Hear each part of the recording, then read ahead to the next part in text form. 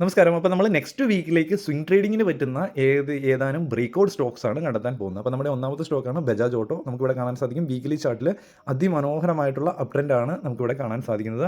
അതിനൊപ്പം തന്നെ ഈ ഒരു അപ് ട്രെൻഡിന് ശേഷം ഈ ഒരു റീജിയനിൽ ചെറിയൊരു പുൾ ബാക്ക്, ഒരു കൺസോൾട്ടേഷന് ശേഷം ഈ ഒരു റീജിയൻ 10,000 എന്നത് നല്ലൊരു റെസിസ്റ്റൻസ് റീജിയൻ ആയിരുന്നു. അതിന് ബ്രേക്ക്ഔട്ട് തന്നിട്ടുണ്ട്. നല്ലൊരു ബുള്ളിഷ് ക്യാൻഡിലാണ്, നല്ല സ്ട്രെങ്ത് ഉള്ള ക്യാൻഡിലാണ്. മോശമില്ലാത്ത വോളിയം നമുക്ക് വീക്കിലിയിൽ കാണാൻ സാധിക്കുന്നുണ്ട്. ഓക്കെ, അപ്പോൾ ഈ ഒരു ക്യാൻഡിൽ നല്ല സ്ട്രോങ് ആയിട്ടുള്ള ക്യാൻഡിലാണ്.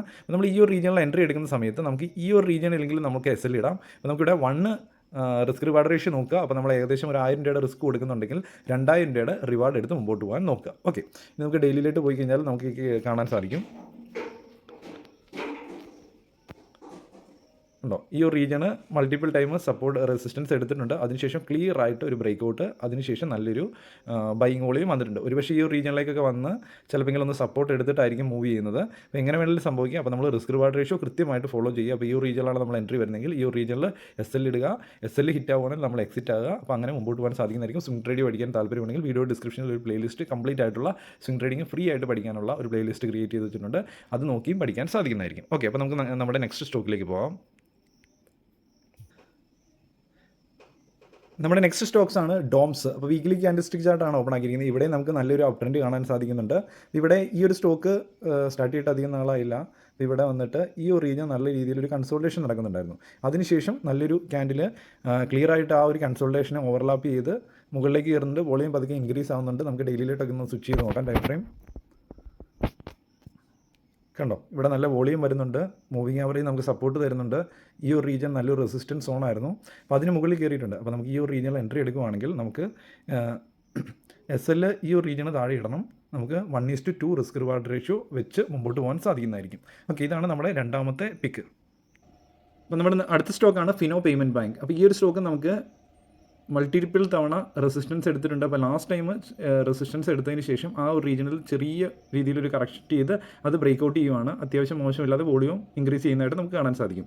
അപ്പം തീർച്ചയായിട്ടും ഈ ഒരു സ്റ്റോക്ക് ഈ ഒരു റീജിയനിൽ നമ്മൾ എൻട്രി എടുക്കുകയാണെങ്കിൽ തീർച്ചയായിട്ടും ഏകദേശം ഈ ഒരു റീജിയനിൽ തന്നെ എക്സിറ്റ് ആകുക, അല്ലെങ്കിൽ വലിയ ഒരു എസ് എൽ ആകാനുള്ള സാധ്യതകളുണ്ട്. അപ്പോൾ ആ ഒരു റീജിയനിൽ തന്നെ എക്സിറ്റ് ആകുക. അതല്ല, ഇത് റാലി തരുവാണെങ്കിൽ അതിമനോഹരമായിട്ട് സ്പീഡായിട്ടുള്ള റാലി തരാനുള്ള സാധ്യതകൾ ഉണ്ട്. അപ്പോൾ തീർച്ചയായിട്ടും നിങ്ങൾക്ക് ആർക്കെങ്കിലും ഡിമാറ്റ് അക്കൗണ്ട് ഓപ്പൺ ആക്കാൻ താല്പര്യമുണ്ടെങ്കിൽ ഇത് അപ്സ്റ്റോക്സിൻ്റെ പ്ലാറ്റ്ഫോമാണ്. അതുപോലെ തന്നെ ഏഞ്ചൽ മണിൻ്റെ പ്ലാറ്റ്ഫോമും എല്ലാം നമുക്ക് മ്യൂച്വൽ ഫണ്ടിൽ ഇൻവെസ്റ്റ് ചെയ്യാനാണെങ്കിലും സ്റ്റോക്കിൽ ഡെലിവറി എടുക്കാനാണെങ്കിലും ഇൻട്രാ ട്രേഡിങ്ങിനാണെങ്കിലും എല്ലാത്തിനും നല്ല പ്ലാറ്റ്ഫോംസ് ആണ്. വീഡിയോ ഡിസ്ക്രിപ്ഷനിൽ ലിങ്ക് ഉണ്ട്. അതിൽ ക്ലിക്ക് ചെയ്ത് ഓപ്പൺ ആക്കുകയാണെങ്കിൽ തീർച്ചയായിട്ടും സൗജന്യമായിട്ട് നിങ്ങൾക്ക് ഡിമാറ്റ് അക്കൗണ്ട് ഓപ്പൺ ആക്കാൻ സാധിക്കുന്നതായിരിക്കും. അപ്പോൾ നമുക്ക് നെക്സ്റ്റ് സ്റ്റോക്കിലേക്ക് പോകാം.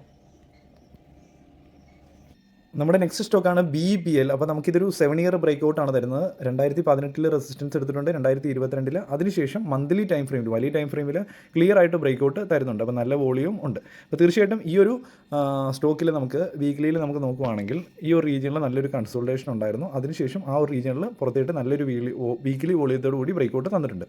ഈ ഒരു റീജിയനിൽ നമ്മൾ എൻട്രി എടുക്കുകയാണെങ്കിൽ തീർച്ചയായിട്ടും ഈ ഒരു റീജിയൻ്റെ താഴെ എസ് എൽ ഇട്ട് നമുക്ക് മുമ്പോട്ട് പോകാൻ സാധിക്കുന്നതായിരിക്കും.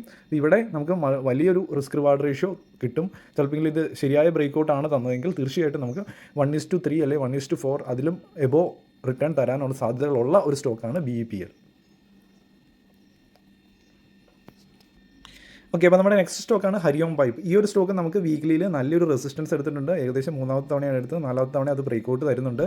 വീക്കിലിയിൽ വോളിയം ഇൻക്രീസ് ആകുന്നുണ്ട്. അപ്പോൾ നമുക്ക് ഡെയിലിയിലോട്ട് പോയി നോക്കാം. അപ്പോൾ ഇങ്ങനെയുള്ള സ്റ്റോക്കുകളിൽ കണ്ണും പൂട്ടി എടുക്കാതെ നമ്മൾ ജസ്റ്റ് ഒന്ന് വാച്ച് ചെയ്യുക. അതിനുശേഷം സ്റ്റോക്ക് എങ്ങനെയാണ് പെർഫോം ചെയ്യുന്നതെന്ന് നോക്കിയാണ് നമ്മൾ എൻട്രീസ് എടുക്കേണ്ടത്. ഈ ഒരു സ്റ്റോക്ക് ഒരിക്കലും റെക്കമെൻഡേഷൻ അല്ല, ഒരു എഡ്യൂക്കേഷണൽ പർപ്പസിന് വേണ്ടി ഷെയർ ചെയ്യുന്നുള്ളൂ. ഈ ഒരു റീജിയൻ നല്ലൊരു റെസിസ്റ്റൻസ് റീജിയൻ ആയിരുന്നു, ബ്രേക്ക്ഔട്ട് തന്നിട്ടുണ്ട്.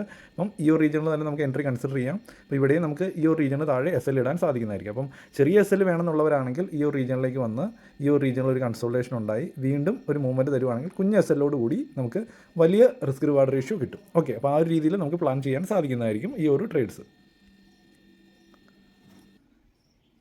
ഓക്കെ, നമ്മുടെ നെക്സ്റ്റ് സ്റ്റോക്കാണ് അലംബിക് ലിമിറ്റഡ്. അപ്പോൾ ഞാനിവിടെ മന്ത്ലി ചാർട്ട് ഓപ്പൺ ആക്കിയിട്ടുണ്ട്. ഈ ഒരു റീജിയൻ നല്ലൊരു റെസിസ്റ്റൻസ് റീജിയൻ ആയിരുന്നു. അപ്പോൾ അത് ക്ലിയർ ആയിട്ട് ബ്രേക്ക്ഔട്ട് തരുന്നത് 2021-22 കാലത്തിലാണ് ആ ഒരു റീജിയൻ റെസിസ്റ്റൻസ് എടുത്തിരുന്നത്. അപ്പോൾ മന്ത്ലിയിൽ നമുക്ക് ക്ലിയർ ആയിട്ട് ഒരു ബ്രേക്ക്ഔട്ട് തരുന്നുണ്ട്, നല്ല വോളിയം ഇൻക്രീസ് ആവുന്നുണ്ട്. ഓക്കെ, ഈ കാര്യങ്ങളെല്ലാം നമുക്ക് ഈ ഒരു സ്റ്റോക്കിനെ സംബന്ധിച്ച് പോസിറ്റീവാണ്. അപ്പോൾ ഇവിടെ നമുക്ക് വീക്കിലിയിലാണെങ്കിലും നമുക്ക് ഇവിടെ കാണാൻ സാധിക്കുന്നുണ്ട് ഈ ഒരു സ്റ്റോക്ക് ഈ ഒരു റീജിയനിൽ നിന്ന് ഇത് കണ്ട വന്ന് ബ്രേക്ക്ഔട്ട് തന്ന് വീണ്ടും മുകളിലേക്ക് പോകാൻ വേണ്ടി നോക്കുന്നു. ഓക്കെ, അപ്പം ഈ ഒരു റീജിയനിലാണെങ്കിൽ നമ്മൾ എൻട്രി കൺസിഡർ ചെയ്യുകയാണെങ്കിൽ ഇതിന് താഴെ എസ് എൽ ഇടുക. അപ്പം ഒരു സ്റ്റോക്കിൽ തന്നെ ഇരിക്കാതെ മൾട്ടിപ്പിൾ സ്റ്റോക്കിൽ നമുക്ക് കംഫോർട്ടായിട്ടുള്ള നല്ല എസ് എൽ കിട്ടുന്ന സ്റ്റോക്കുകളിൽ എൻട്രി എടുത്ത് മുമ്പോട്ട് പോകാൻ നോക്കുക. നെക്സ്റ്റ് സ്റ്റോക്കാണ് ഇർക്കോൺ ഇൻ്റർനാഷണൽ. അപ്പോൾ ഈ ഒരു സ്റ്റോക്ക് നമുക്കിവിടെ കാണാൻ സാധിക്കുന്നുണ്ട്. ഈ ഒരു ട്രെൻഡ് ലൈനിൽ മൾട്ടിപ്പിൾ ടൈം സപ്പോർട്ട് എടുത്ത് മുമ്പോട്ട് പോകുന്നുണ്ട്. അപ്പോൾ തീർച്ചയായിട്ടും വീണ്ടും ആ ഒരു ട്രെൻഡ് ലൈൻ ആ ഒരു ഡിമാൻഡ് സോണിലേക്ക് വന്നിട്ടുണ്ട്. അപ്പം ഈ ഒരു ഡിമാൻഡ് സോണിൽ നമുക്കൊരു പോസിറ്റീവായിട്ടുള്ള ഇതുവരെ പോസിറ്റീവായിട്ടുള്ളതൊന്നും കണ്ടില്ല. പക്ഷേ ഇവിടെ നിന്നൊരു പോസിറ്റീവായിട്ടുള്ളൊരു സൈൻ നമുക്ക് കാണുവാണെങ്കിൽ ആ ഒരു നല്ലൊരു വോളിയത്തോടു കൂടി നല്ല ബൈയിങ് വോളിയത്തോടു കൂടി ഒരു പോസിറ്റീവായിട്ടുള്ള സൈൻ കാണുവാണെങ്കിൽ നമുക്ക് അവിടെ നമുക്ക് എന്താണ് ഒരു ചെറിയ SL കൂടി നമുക്ക് മുമ്പോട്ട് 350 എന്നുള്ള മിനിമം ടാർഗറ്റ് വെച്ച് മുമ്പോട്ട് പോകാൻ സാധിക്കുന്നതായിരിക്കും. ഇവിടെ നമുക്ക് ഒരു സപ്പോർട്ട് ലൈനിൽ വരുന്ന എൻട്രിയാണ് ഇവിടെ ഈ ഒരു സ്റ്റോക്കിനെ സംബന്ധിച്ച് കാണിച്ചു തന്നിരിക്കുന്നത്. ബിമൽ ഇപ്പോൾ ഈ ഒരു സ്റ്റോക്ക് നമുക്ക് ഈ ഒരു ട്രെൻഡ് ലൈനിൽ വന്നിട്ടുണ്ട്. അപ്പോൾ ഒരു ബ്രേക്ക്ഔട്ട് സ്റ്റോക്ക് അല്ല. ഇപ്പോൾ ഈ ഒരു സപ്പോർട്ട് റീജിയനിൽ വന്നിട്ടുണ്ട്. അപ്പം പലതവണ ആ ഒരു റീജിയനിലേക്ക് വരുമ്പോഴത്തേക്ക് നമുക്ക് ഡിമാൻഡ് വരുന്നതായിട്ട് കാണാൻ സാധിക്കും. അപ്പോൾ ഈ ഒരു റീജിയനിൽ നമുക്കൊരു നല്ലൊരു പോസിറ്റീവ് സൈൻ നല്ലൊരു ബുള്ളിഷ് ക്യാൻഡിൽ ഡെയിലിയിൽ അല്ലെങ്കിൽ വീക്കിലിയിൽ ക്ലോസിങ് തരുന്നു. അത്യാവശ്യം നല്ലൊരു വോളിയം കൂടെ വന്നു കഴിഞ്ഞാൽ ഇവിടെ നമുക്ക് ഒരു മിനിമം ടാർഗറ്റ് ഈ ഒരു ഓൾ ടൈം ഹൈയിലേക്ക് തന്നെ വെക്കാം. അതുമല്ല ചെറിയ SL കൂടി എൻട്രി എടുക്കാം. അപ്പോൾ ഈ പറഞ്ഞ കാര്യങ്ങൾ വ്യക്തമായിട്ട് മനസ്സിലായെന്ന് ഞാൻ വിചാരിക്കുന്നു. ആദ്യമേ പറഞ്ഞ ബ്രേക്ക്ഔട്ട് സ്റ്റോക്സ് ആണ്. അപ്പോൾ അതൊന്നെങ്കിൽ റീടെസ്റ്റിന് വേണ്ടി ഒന്ന് വെയിറ്റ് ചെയ്യാം. അതിൻ്റെ അകത്ത് ഏതെങ്കിലും സ്റ്റോക്ക് റീടെസ്റ്റിന് വേണ്ടി വരുവാണെങ്കിൽ ആ ഒരു സമയത്ത് എന്താണ് SL വളരെ ചെറുത് കൊടുത്താൽ മതി. അതല്ല ഇപ്പോൾ ഉള്ളതിൻ്റെ അകത്ത് എൻട്രി എടുക്കുവാണെങ്കിൽ തീർച്ചയായിട്ടും കൃത്യമായിട്ട് റിസ്ക് റിവാർഡ് റേഷ്യോ മെയിൻറ്റെയിൻ ചെയ്ത് തന്നെ മുമ്പോട്ട് പോവുക.